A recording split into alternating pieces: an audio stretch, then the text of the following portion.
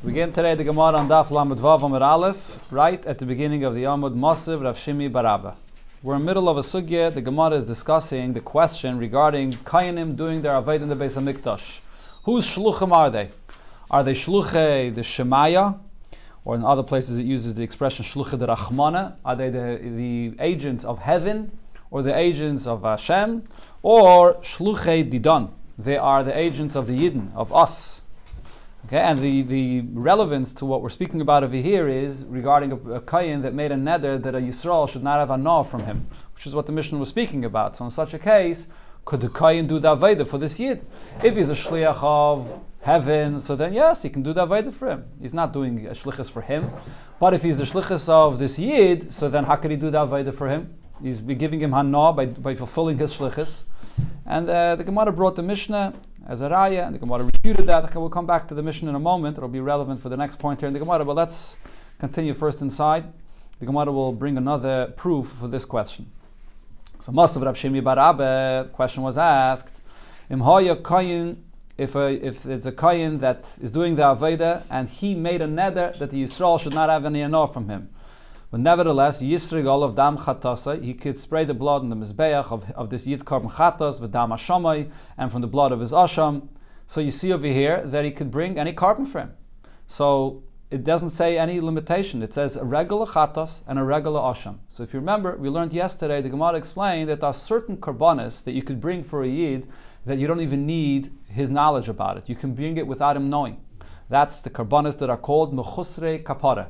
Specific individuals that don't need to bring the carbon as a kapara for an aveda that they did, but rather because there's a certain tumah or something that doesn't allow them to come into the Beis HaMikdash and so on. So in such cases, you could just bring the carbon without their knowledge. But over here, in this braisa, it says dam chatos and dam asham. That's it.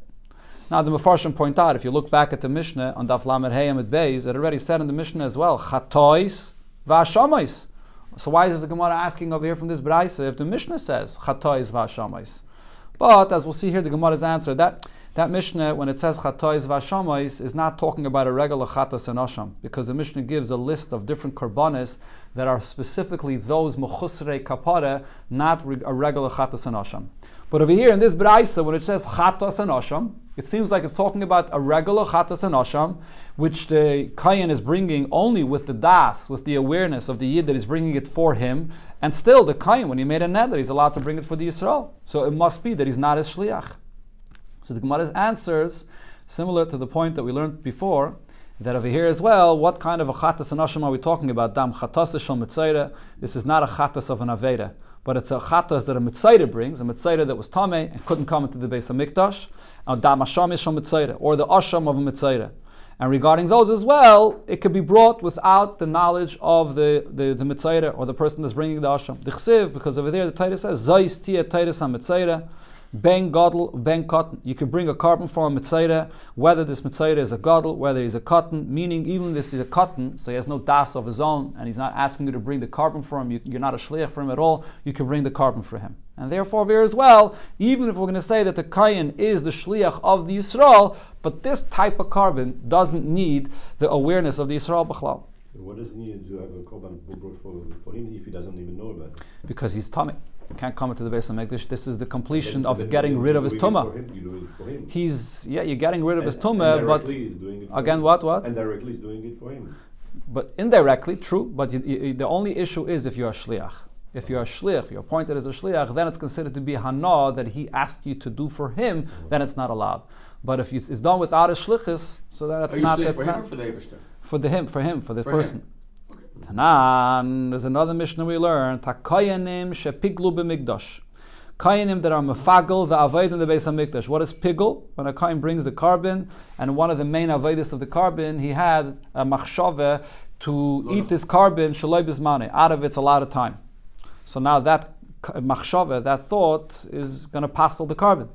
So mezidin, if the kayin did this b'meizit, so then chayovin, he's chayiv to go and pay this Yisrael for the carbon that he brought and the money that he spent. He has to pay him for this. He ruined his carbon.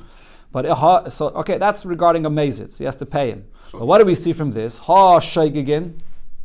But if he was a shaygig, meaning he did it by accident, he didn't realize what carbon it is, and he had the wrong thought and the wrong timing of when the carbon is going to be eaten, so then peturin. You don't have to pay the owner for ruining his carbon. Ella shepigulam pigel.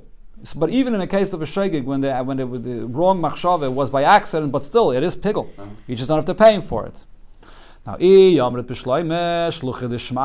here as well, if you're going to say that the kayin is the shliach of Hashem, havu, they are the shliach of Hashem, heinisha pigul and pigul. So that's why it will be pigul. When the kayin has his own machshava, it's going to pass all the carbon. But but if the kayin is not doing anything on his own with the Eibishter's command, but he's the shliach of the yid, of the owner of the carbon. So amai pigul and pigul. So why is the wrong thought that the kayin has have any effect to passel the carbon? Let the yid that is appointing this kayin to be his shliach to bring it, say to him, shliche shavisech, I'm the one that appointed you to bring a shliach, and therefore liskuni, you're only my shliach if you're here to do it right, to correct it, to do it in the proper way. But you're not my shliach if you're ruining it. If you're ruining it, so then you have no place there to do this aveda, and your thoughts should have no bearing, should have no effect on this carbon at all. So the Ranhe points out that the Gemara is actually asking. No. This is what he can say to him. In other words, this is the idea. The idea. He says to him, look, you're not able to come and pass on my carbon. You're my shliach to bring the carbon in the right way, not to bring it in the wrong way. For that, you're not my shliach at all. So your machshava should have no effect at all. The Ranhe points out that the Gemara's question is from the case of shaygig, not from the case of from a mezid. Because in the case of a mezid, the Ram brings a Gemara in Chulin that says that a person has the power to aser something that does not belong to him if it's done by an action. For example, if I take your food, doesn't belong to me, and it's basa b'chalav, I pour milk into a pot of meat.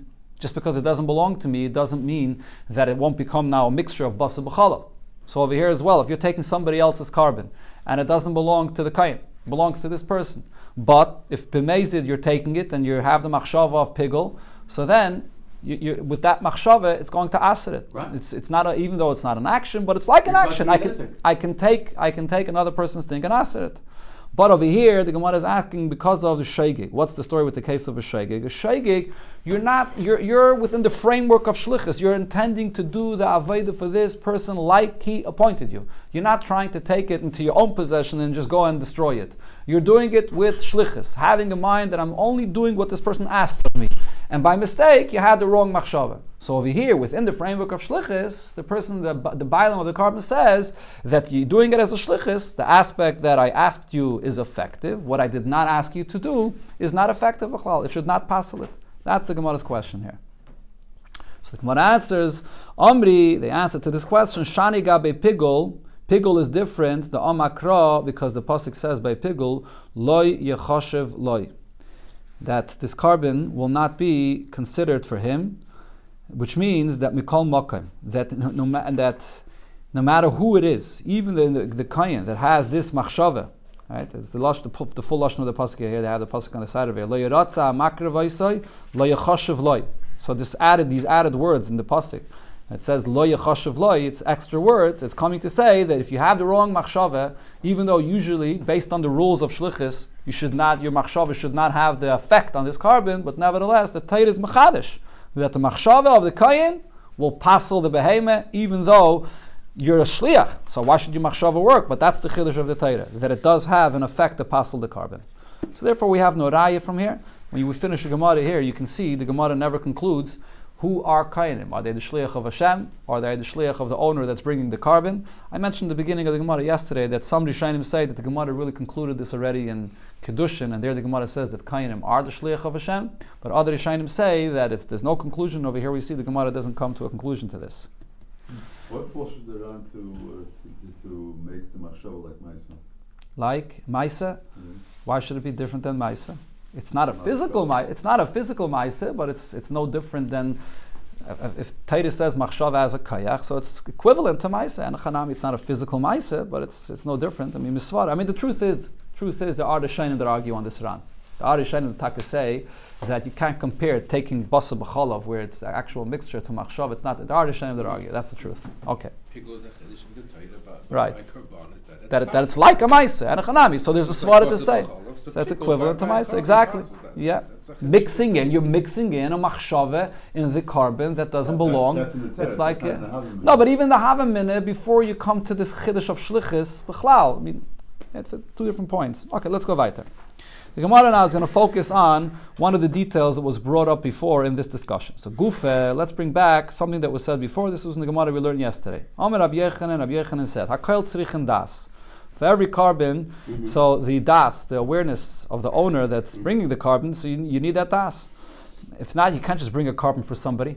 Besides those individuals that they are lacking kapara, meaning that it's not a carbon that's brought like a regular carbon chatas and ashram that's brought for a certain aveda, but those individuals that were mentioned in the Mishnah, like a zav, a yeldis, that have a certain tumah, and they need a kapara to get rid of this tumah, to be able to enter into the Beis Hamikdash. So for those individuals, you don't need their das. Shahrei, someone will tell them after the fact. Shahrei Adam Mevi carbon al banav al bnaisav aktanim. Person can bring a carbon for his sons or his daughters that are aktanim, even without their das. They have no das, they're aktanim. So now the Gemara asks on this, if so, Ella Meyata, based on this halacha that Rabbi Yechanan here said, we should say similar regarding every single carbon. Okay, so the way that Ran explains this Gemara is, what's the chiddush of what Rabbi Yechanan is saying here? Because a person can bring a carbon for banav u'bnaisav aketanim, he can bring a carbon for anybody without das. But logically, you could make a simple distinction. Maybe you could say the reason why a person can bring a carbon for banav and bnaisav haketanim is because there's no other choice. They're ketanim. It's impossible otherwise. They don't have the das. They don't have das to appoint anybody to bring a carbon. Whereas for another yid that has das, and he's able to appoint you to bring a carbon for him, maybe in such a case, he has to appoint you.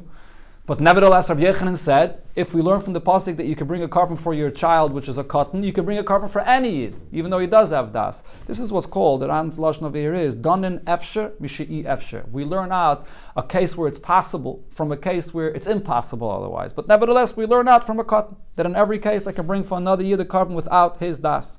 So based on this, the Gemara says, if so, I should say this regarding every single carbon chatas as well. What do I see by every carbon chatas? Again, a person should bring a carbon chatas for eating fats. This is the typical carbon chatas. When a person eats forbidden fats and you have to bring a carbon chatas, you should be allowed to bring this for your friend. And I shall learn it out from the following case. Shekain, Adam Mevi al Ishtoi Shaita. A person brings a carbon for his wife that's a shaita. As this was mentioned before, that we learn from the pasuk when it says over there by a yeldis, so we learn from there that a person can bring a carbon for his wife, which is a shaita, and Rabbi Yehuda, and the Gemara before quoted what Rabbi Yehuda said, that a person a husband brings all the karbanis for his wife when she can't bring it, even when she's a shaita, she's not mentally with her senses to be able to bring the carbon. Only when she's a shaita. Correct, but what the Gemara, one second, so what the Gemara is saying is, just like we said that from the fact that you can bring a carbon from a cotton, I learn out that a person can bring a carbon for anybody as well regarding the mechusrei kapara. So over here, regarding carbon chatas, I should say a similar thing. If I find that you can bring a carbon for a wife, which is a shaita, I should say that I can bring a carbon chatas for anybody. Same kind of the comparison. Being that she's a shaita, maybe she doesn't have to bring the... Oh, let's see what the Gemara will say. Allah Ma'amar Rabbi Lazar. Why did Rabbi Lazar say Hifrish chatas chayla v'chavere? If you bring a carbon chatas for fats, again, typical carbon chatas for your friend, lo yasa klom, what you've done is worthless. Your friend has to be with his das and he has to appoint you. Why? So that's the Gemara's question. And for the Gemara, no, you can't learn out from a case where a person is bringing for his wife that's a shaita. Because regarding a regular carbon chatas, a husband cannot bring for his wife, which is a shaita. And the Gemara explains, Ishtoi shaita, hey chidami. You're saying that a person could bring a carbon chatas for his wife a shaita. But how would that be? Idach lakishi shaita, if she ate this fats and therefore she became obligated to bring a carbon, but she's not, she was a shaita. So lav bas carbon, so she's never became obligated to bring a carbon in the first place. V'idach lakishi pikachas, if she ate those fats when she was with her senses, so seemingly she became obligated to bring the carbon. And now she can't bring it because v'nishtatis, she lost her senses. So in such a case, once she lost her senses, she's not obligated to bring a carbon either. Because Amar Rabbi Yirmi, Amar Rabbi Avo, Amar Rabbi Yechanan, Achal Chalev, person ate fats, and v'hifrish carbon. He already separated his carbon. And then v'nishtata, and then he lost his senses, and then v'chazav v'nishtafa, and he came back to his normal self. Puzzle. The carbon now becomes puzzle because hoyel v'nitche yitche. Once he became a shaita, and at that point he was potter from bringing the carbon. So the carbon was pushed off of being brought, so now that carbon cannot be brought anymore. So what do you see over here? That once you become a shaita, you puzzle from bringing a carbon. The carbon becomes puzzle, and the person's potter, that is, from bringing a carbon. So if so, the idea that a husband brings a carbon for his wife, which is a shaita, a carbon chatas, there's no such a thing. It doesn't exist b'chlal. Okay. So what we said before, that a person brings a carbon for his wife, which is a shaita, that's only regarding a wife that gave birth and such kind of situations, but not regarding a carbon chatas. So there's no question from here. But the Gemara has another question. Ella mayata, the carbon gets pushed off. For the carbon, yeah. That specific animal, not. No, but it means both though. Why did it get pushed off? Because the person was potter. Because he was potter and he couldn't bring it, so therefore the animal becomes. Nothing changed with the animal itself, right? After he was makdish, the animal was in the same condition as because he became potter of the carbon, the animal was nitche, and therefore he can't bring it anymore. And if it becomes nishtapa? Doesn't matter. Doesn't change. That's the point. Once it's nitche, it's nitche. The nitche goes on the animal or on the person? I think it goes on the animal. The lashon of nitche yitche. I think so. That's what I'm saying. So okay, perhaps. On the animal, so then later on he becomes. No, but again, once he's potter. Animals, yeah. Because it was supposed to be, and you can't break it. So what are you going to do? Leave the behemoth. We don't know what's going to be with the person. Okay. Sagt der Gemara weiter, Ella meyato, but the question still is, we have another case of a carbon where seemingly we could learn out, similar to what Rabbi Yechanan said, that you should be able to bring it for your friend without his knowledge. Yavi Adam Pesach al Chavere, a person should be allowed to bring a carbon Pesach for his friend even without his knowledge. How should I, from where should I say this? Similar to what Rabbi Yechanan said before. Shekein Adam Mevi al Banav al Bneisav Aktanim. A person brings a carbon Pesach and he includes in the carbon Pesach for his children, which are Ktanim. They can eat from the carbon as well. And it's obviously without their das. His children, which are Ktanim, have no das. So if you could bring the carbon for the Ktanim that have no das, you should be able to bring a carbon Pesach for anybody without their das. Just like Rabbi Yechanan said before, that we learn out from Ktanim and say because of that you can bring for anyone else. We should say this by a carbon Pesach. Allah Muhammad Rabbi Laza. Why did Rabbi Laza say, Hifrish Pesach al Chaveiroi, if you bring a carbon Pesach, you separate and you bring the carbon Pesach for your friend without his knowledge, Layasa Klum, you've done nothing. Why don't I learn it out from a cotton? You can count a cotton within the group that eats from a carbon Pesach, and it's obviously without the consent and the knowledge of these katanim. Amar Abzeira answers, no, you cannot learn out from a cotton. Why? Selabes avais lav de oiraisa. This that it says in the pasuk that you bring one lamb for the whole family, and this goes also in a cotton. The family includes everybody, but this is minatayra, does not include katanim. Minatayra, a cotton is actually not counted, and you shecht it, they can eat, but they don't have to be counted at all. Usually, by every single person that's counted in the group for a carbon, min hatayra, there's a din of minuyim. They must be counted. They must be part of the group. But not regarding a cotton. A cotton can eat from the carbon without being counted. Umimai, from where do I know this? Because I learned in the Mishnah, a person says to his sons, he has a few children, and he tells them, I'm going to shech the carbon Pesach, and who's going to join me? Who's going to be part of the group? Almi sheyala mikem rishon Yerushalayim. The ones that will come, whoever of you will be first in Yerushalayim, he's going to be part of the group. The one that hit the son, that he came first into Yerushalayim, Zacha bechelkai, so he's Zaycha in his chelik of the carbon, and he could actually bring and join, have his brothers join with him to eat from the part of the carbon that he was Zaycha in from his father. Now, if you're going to say that the children, the ktanim, that have to be counted on the carbon, min hat teire, they have to properly be counted on this carbon.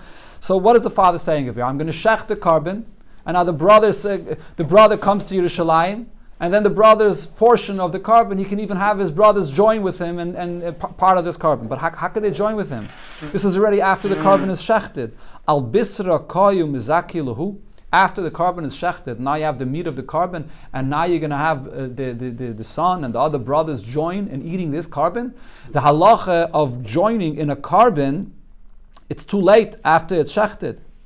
Right? By the halacha of joining a carbon, you could only join up to the time of shechita. After shechita, you cannot join the carbon. So what's it saying over here? That anybody. So Ella, what do we see from here?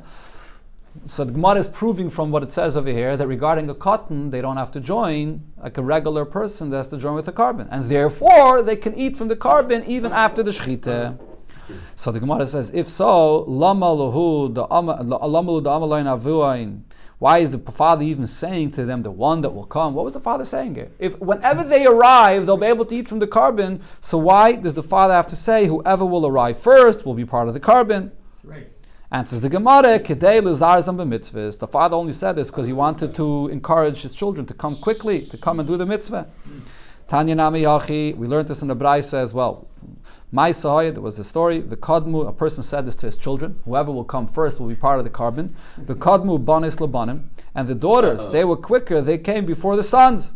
V'nimtzu banais zrizais, and it was embarrassing. The daughters, they were quick, and v'banim shfelim, and the children, the boys that is, they were lower, they were less. So what happened? So what do we see over here? From the Lashon of the Braisa, the Gemara is proving, it doesn't say that the banim were left out, that they couldn't eat. If you're going to say that they have to be counted before Shechita, it should have said that the banim were left out. It doesn't say they were left out. It just says that they were humiliated by the fact that they came late. But you see over here that they could be included in the carbon even without being counted.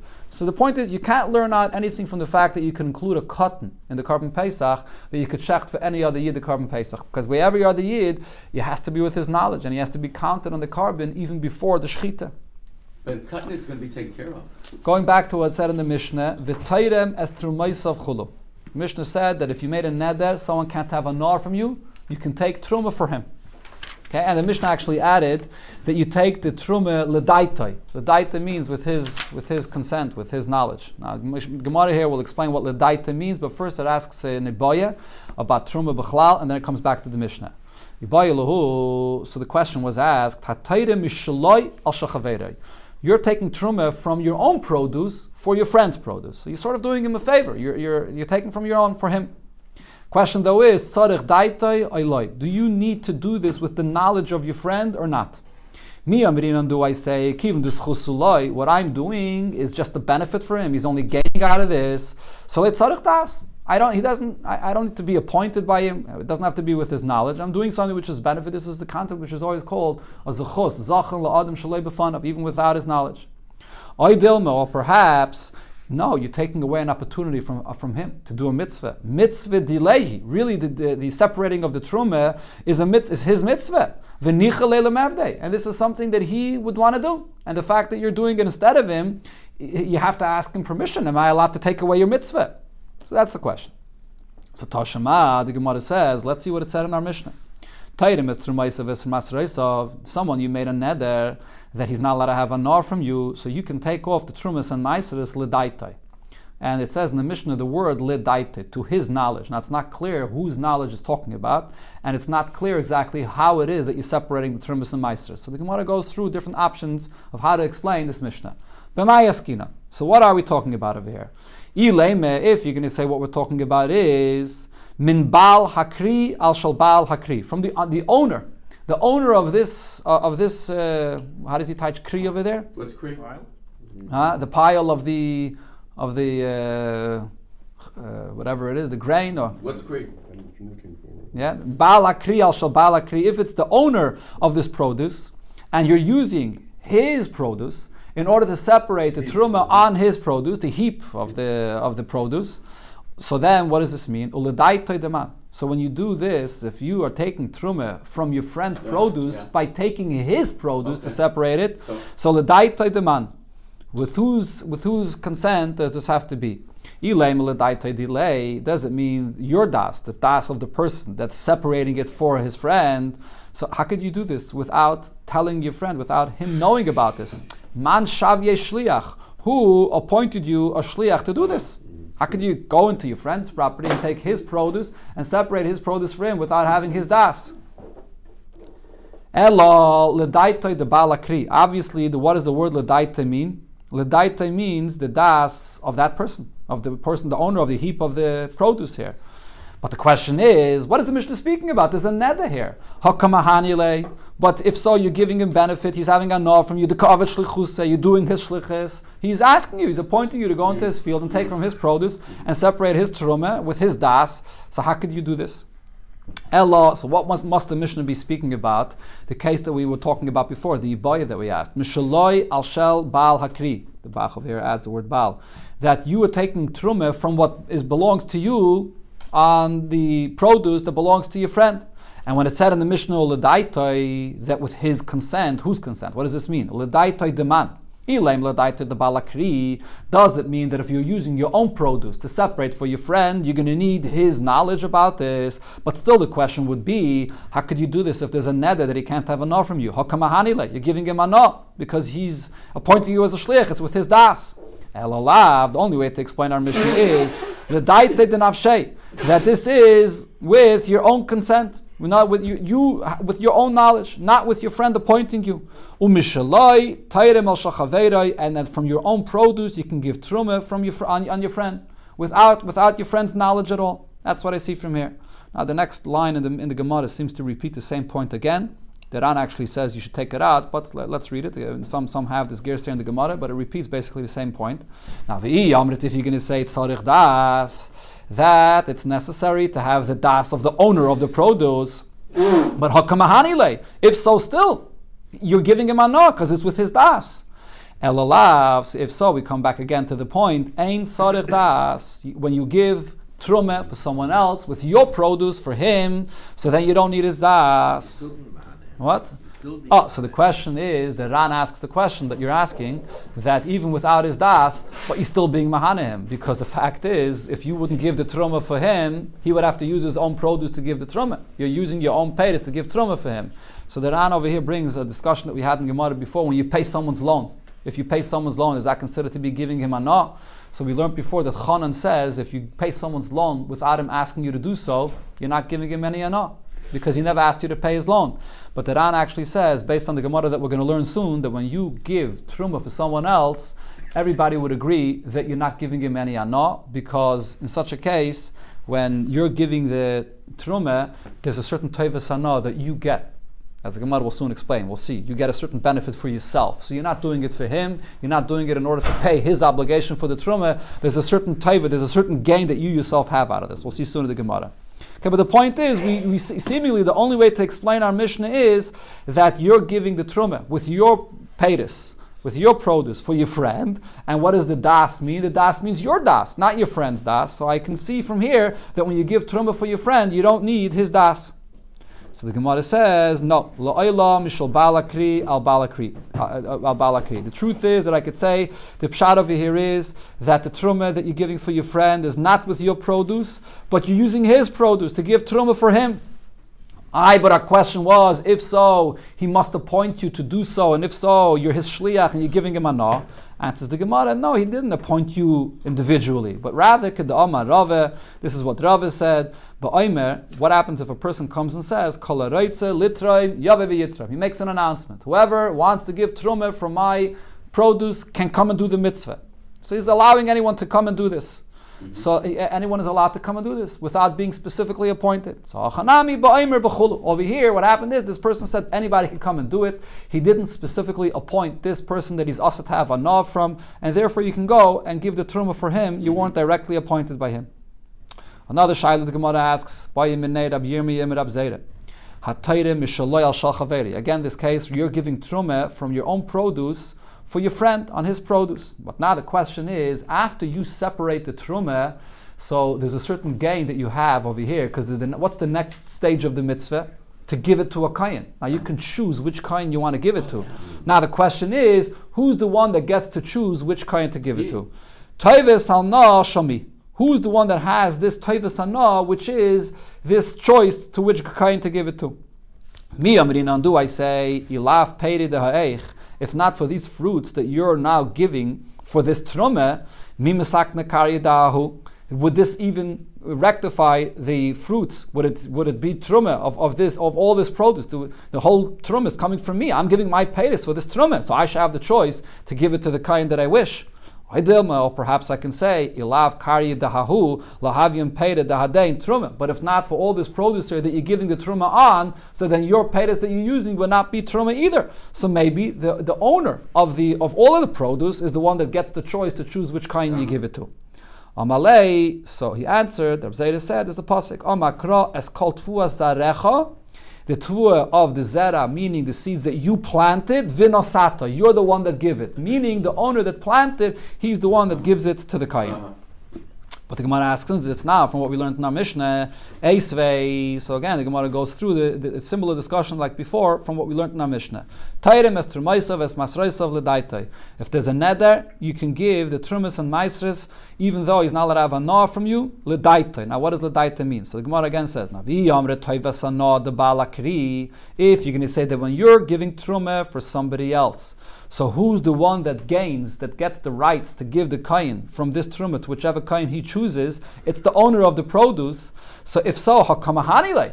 If so, by you separating the truma, you're giving him mana. You're giving him the rights to now utilize this truma and to choose which kain to give it to. So how could you give him mana if there's another? Ela shmamino. So can't we learn from the Mishnah that toivas hana delay? That over here you're separating from your own truma, from your own peitis, and it's you that's going to gain, not him. You're the one that could choose which kain to give to, so therefore this person doesn't gain anything.